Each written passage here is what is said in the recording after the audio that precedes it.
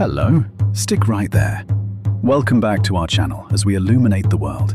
Relax as we dive into Stoic wisdom. Introduction.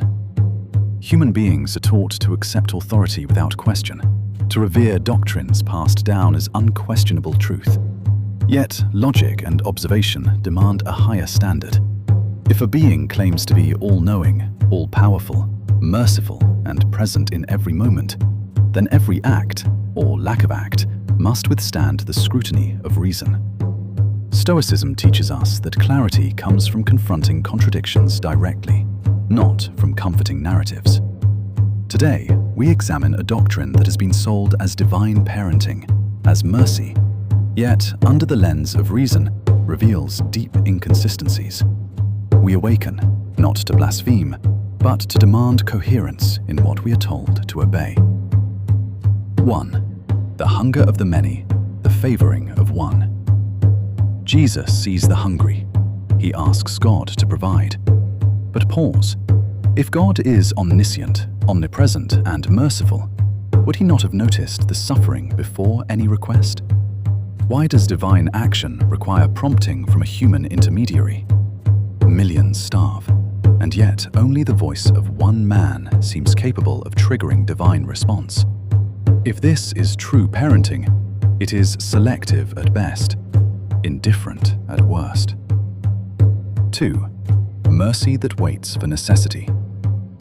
The doctrine claims that God is merciful, yet mercy delayed, applied only after suffering becomes acute, resembles a reward system for obedience or for someone's intercession, not unconditional care. True logic dictates that an all-knowing, all-powerful parent would prevent the suffering in the first place, rather than waiting for a complaint to arise. Is divine mercy proactive or reactive favoritism disguised as love? 3. The contradiction of omniscience. Omniscience implies awareness of all events, all suffering, all needs. But if God truly knows, why wait? Why not act preemptively? Allowing hunger to exist, then choosing to intervene selectively, reveals either a lack of logical consistency or a system that prioritizes demonstration over prevention. This is the essence of a contradiction hidden in sacred texts. The claim of all-knowing divinity versus observable inaction. 4. The illusion of universal parenthood.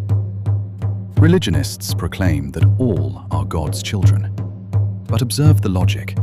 If only some receive timely attention, protection, or relief, is this a reflection of equality or favoritism?